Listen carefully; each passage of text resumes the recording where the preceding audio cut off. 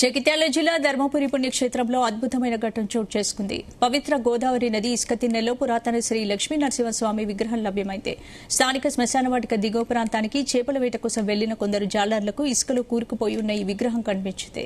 దీంతో వారు ఇసుకను పక్కకు తొలగించి స్వామివారి విగ్రహాన్ని సురక్షితంగా బయటకు తీశారు.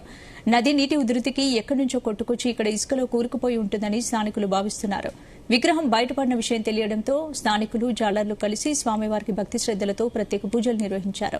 ఈ విషయం కాస్త చుట్టుపక్కల ప్రాంతాల ప్రజలకు తెలియడంతో పురాతన నారసింహుడు విగ్రహాన్ని కళ్లారా వీక్షించి ముగ్ధులవుతున్నారు.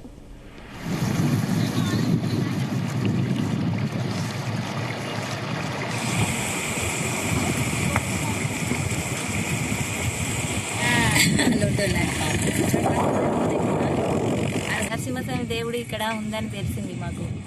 అయితే చూడడానికి అని వచ్చినాం. వెతుక్కుంటూ అదంతా తిరుక్కుంటూ వస్తే ఇక్కడ కనిపించిండు దేవుడు. బాగా దర్శనం చేసుకున్నాం. చాలా బాగా అనిపిస్తుంది, సంతోషం. మాకు ఈ విగ్రహం ఉందని నిన్న నైటే తెలిసింది. అంటే ఇక్కడ గోదావరిలో వెలిసిందని తెలిసినాక వచ్చినాం చూడడానికి. మాది ధర్మపురి. నా పేరు మానస.